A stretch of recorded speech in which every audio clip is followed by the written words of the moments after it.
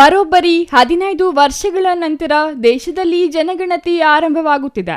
2011ರಲ್ಲಿ ನಡೆದಿದ್ದ ಜನಗಣತಿ ನಂತರ ನಡೆದಿಲ್ಲ.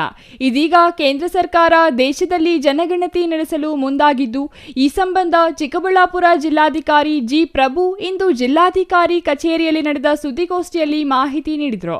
ಸುದ್ದಿಗೋಷ್ಠಿಯಲ್ಲಿ ಮಾತನಾಡಿದ ಜಿಲ್ಲಾಧಿಕಾರಿಗಳು, ಜಿಲ್ಲಾಡಳಿತ ಜನಗಣತಿಗೆ ಅಗತ್ಯವಿರುವ ಸಿದ್ಧತೆಗಳನ್ನು ಈಗಾಗಲೇ ಮಾಡಿಕೊಂಡಿದೆ.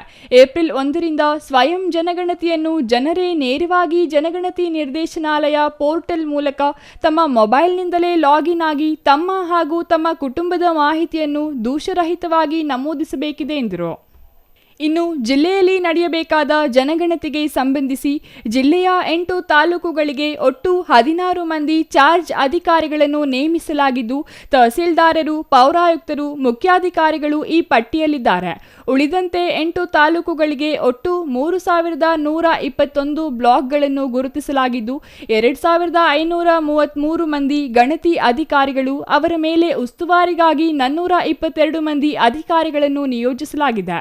ಈ ಎಲ್ಲ ಅಧಿಕಾರಿಗಳಿಗೆ ಈಗಾಗಲೇ ತರಬೇತಿ ನೀಡಲಾಗುತ್ತಿದ್ದು, ಏಪ್ರಿಲ್ 12ರೊಳಗೆ ತರಬೇತಿ ಪೂರ್ಣಗೊಳಿಸಿ ಕಾರ್ಯಾಚರಣೆಗೆ ಒಳಪಡಿಸಲಾಗುವುದು. ಈ ಬಾರಿ ನಾವು ಮಾಡ್ತಾ ಇದ್ದೇವೆ. ಬಹಳ ಸುಲಲಿತವಾದಂಥ ಒಂದು ವ್ಯವಸ್ಥೆ. ಈ ಹೌಸ್ ಲಿಸ್ಟಿಂಗ್ ಆಪರೇಷನ್ ಅಂತೇಳಿ ಏನು ಮನೆಪಟ್ಟಿ ಕಾರ್ಯಾಚರಣೆ ಅಂತ ಹೇಳಿದೆ, ಈ ಪ್ರಕ್ರಿಯೆ 1ನೇ ತಾರೀಕು ಏಪ್ರಿಲ್ 1ನೇ ತಾರೀಕಿನಿಂದ 15 ಮೇವರೆಗೆ ಸುಮಾರು 45 ದಿನಗಳ ಕಾಲ ಈ ಹೌಸ್ ಲಿಸ್ಟಿಂಗ್ ಆಪರೇಷನ್ ಕಾರ್ಯ ನಡೀತದೆ. ಈ ಹೌಸ್ ಲಿಸ್ಟಿಂಗ್ ಆಪರೇಷನ್ನಲ್ಲಿ ಮತ್ತೆ 2 ವಿಧಾನವನ್ನು ನಾವು ಮಾಡ್ಕೊಂಡಿದ್ದೀವಿ. ಆ 1ನೇ ತಾರೀಕು 1ನೇ ಏಪ್ರಿಲ್ನಿಂದ 15ನೇ ಏಪ್ರಿಲ್ವರೆಗೆ ನಾಗರಿಕರು ಸ್ವಯಂ ಪ್ರೇರಿತವಾಗಿ ಅವರೇ ಪೋರ್ಟಲಲ್ಲಿ ಸೆಲ್ಫ್ ಎನ್ಯುಮರೇಷನನ್ನು ಮಾಡಿಕೊಳ್ಳಿಕ್ಕೆ, ಈ ಹೌಸ್ ಲಿಸ್ಟಿಂಗ್ ಆಪರೇಷನ್ ಏನಿದೆ, ಈ 34 ಪ್ರಶ್ನೆಗಳಿಗೆ ಉತ್ತರವನ್ನು ನಾಗರಿಕರೇ ಸ್ವಯಂ ಪ್ರೇರಿತವಾಗಿ ಅವರೇ ಕೊಟ್ಕೊಳ್ಬೋದು. ಆ ರೀತಿಯ ಒಂದು ಅವಕಾಶ ಕೂಡ ಇದು ಪ್ರಪ್ರಥಮ ಬಾರಿಗೆ ಸೆಲ್ಫ್ ಎನ್ಯುಮರೇಷನ್ ಅಂಥೇಳಿ, ಸ್ವಯಂ ಗಣತಿ ಅಂಥೇಳಿ ಆ ಗಣತಿಗೂ ಕೂಡ ಅವಕಾಶವನ್ನು ಕೊಟ್ಟಿದ್ದೀವಿ. ಅದಾದಮೇಲೆ 16ನೇ ತಾರೀಕು 16ನೇ ಏಪ್ರಿಲ್ನಿಂದ 15ನೇ ಮೇವರೆಗೆ 1 ತಿಂಗಳ ಕಾಲ ನಾವು ಏನು ಗಣತಿದಾರರಿದ್ದಾರೆ, ಮೇಲ್ವಿಚಾರಕರಿದ್ದಾರೆ, ಅವರು ಮನೆ ಮನೆಗೆ ಭೇಟಿ ಕೊಟ್ಟು ಈ 34 ಪ್ರಶ್ನಾವಳಿಗಳಿಗೂ ಕೂಡ ಮೊದಲನೇ ಹಂತದಲ್ಲಿ ಸಮಗ್ರ ಮಾಹಿತಿಯನ್ನು ಪಡೆಯುವಂಥ ಒಂದು ಕೆಲಸವನ್ನು ನಾವು ಮಾಡ್ತೇವೆ. ಕೊರತೆ ಉಂಟಾದಲ್ಲಿ ಅಂಗನವಾಡಿ ಆಶಾ ಕಾರ್ಯಕರ್ತೆಯರನ್ನು ಹಾಗೂ ಇತರೆ ಇಲಾಖೆಗಳ ಸಿಬ್ಬಂದಿಯನ್ನು ಬಳಸಿಕೊಳ್ಳಲಾಗುವುದೆಂದು ಹೇಳಿದರು. ಜನಗಣತಿಗೆ 2027ಕ್ಕೆ ಸಂಬಂಧಿಸಿ ಚಿಕ್ಕಬಳ್ಳಾಪುರ ಜಿಲ್ಲೆಗೆ 2 ಮಾಸ್ಟರ್ ತರಬೇತುದಾರರನ್ನು ಜನಗಣತಿ ನಿರ್ದೇಶನಾಲಯದಿಂದ ನೇಮಕ ಮಾಡಲಾಗಿದೆ. ಜಿಲ್ಲೆಯಲ್ಲಿ 50 ಮಂದಿ ಫೀಲ್ಡ್ ಟ್ರೈನರ್ಸ್ಗಳ ನೇಮಕ ಮಾಡಲಾಗಿದೆ. ಇವರಿಗೆ ಜನಗಣತಿ ನಿರ್ದೇಶನಾಲಯ ಅಧಿಕಾರಿಗಳಿಂದ ತರಬೇತಿಯನ್ನು ಮಾರ್ಚ್ 17ರಿಂದ 20ರವರೆಗೆ ನೀಡಲಾಗಿದೆ. ಭಾರತ ಜನಗಣತಿ 2027ಕ್ಕೆ ಸಂಬಂಧಿಸಿ ಜನಗಣತಿ ಕಾರ್ಯದ ಮೊದಲ ಹಂತವಾಗಿ ಸ್ವಯಂ ಜನಗಣತಿ ಕಾರ್ಯ ಏಪ್ರಿಲ್ 1ರಿಂದ 15ರವರೆಗೆ ನಡೆಯಲಿದೆ.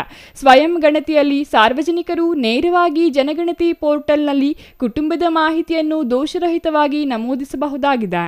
ಇನ್ನು ಮಾಹಿತಿಯನ್ನು ಭರ್ತಿ ಮಾಡಿ ಸಲ್ಲಿಸಿದ ನಂತರ ಉಲ್ಲೇಖ ಐಡಿ ಸೃಜನೆಯಾಗಲಿದ್ದು, ಈ ಉಲ್ಲೇಖ ಐಡಿಯನ್ನು ಗುತ್ತಿಗೆದಾರರು ಕ್ಷೇತ್ರ ಮಾಹಿತಿಗಳ ಸಂಗ್ರಹಣೆಗೆ ಏಪ್ರಿಲ್ 16ರಿಂದ ಮೇ 15ರವರೆಗೆ ಭೇಟಿ ನೀಡಲಿದ್ದು, ಈ ಗಣತಿದಾರರು ಚೀಟಿ ನೀಡಿದ ವೇಳೆ ಉಲ್ಲೇಖ ಐಡಿ ಮುಂದಿನ ಪ್ರಕ್ರಿಯೆಗೆ ಗಣತಿದಾರರಿಗೆ ನೀಡಬೇಕು. ಭಾರತ ಜನಗಣತಿ ಮೊದಲ ಹಂತ ಪ್ರತಿ ಕುಟುಂಬ ರಚನೆ ಮತ್ತು ಮ್ಯಾಪ್ ಅನ್ನು ಒಳಗೊಂಡಿರುತ್ತದೆ. ವಸತಿ, ಗುಣಮಟ್ಟ, ಸೌಕರ್ಯಗಳು ಮತ್ತು ಸ್ವತ್ತುಗಳ ಕುರಿತು 33 ಪ್ರಶ್ನೆಗಳ ಮೂಲಕ ಮಾಹಿತಿ ಸಂಗ್ರಹಿಸಲಾಗುತ್ತದೆ. ಇದು ಫೆಬ್ರವರಿ 2027ರಿಂದ ನಡೆಯುವ 2ನೇ ಹಂತದ ಜನಸಂಖ್ಯಾ ಗಣತಿಗೆ ಅಡಿಪಾಯ ರಚಿಸಲಾಗುತ್ತದೆ ಎಂದರು. ಒಟ್ಟಿನಲ್ಲಿ ದೇಶದಾದ್ಯಂತ 15 ವರ್ಷಗಳ ನಂತರ ಜನಗಣತಿ ಕಾರ್ಯ ನಡೆಯಲಿದ್ದು, ಜಿಲ್ಲೆಯ ಪ್ರತಿಯೊಬ್ಬ ಪ್ರಜೆಯೂ ಈ ಗಣತಿಯಲ್ಲಿ ಭಾಗವಹಿಸಿ ಸಮರ್ಪಕ ಮಾಹಿತಿ ನೀಡುವ ಮೂಲಕ ತಮ್ಮ ಮನೆಗೆ ಬರುವ ಗಣತಿದಾರರಿಗೆ ಸಹಕರಿಸಬೇಕೆಂದು ಜಿಲ್ಲಾಧಿಕಾರಿ ಜಿ. ಪ್ರಭು ಕೋರಿದರು. ಈ ವೇಳೆ ಅಪರ ಜಿಲ್ಲಾಧಿಕಾರಿ ಎನ್. ಭಾಸ್ಕರ್ ಸೇರಿದಂತೆ ಇತರರು ಉಪಸ್ಥಿತರಿದ್ದರು. Thoudanahalli Ramesh, CTV news, Chikkaballapur.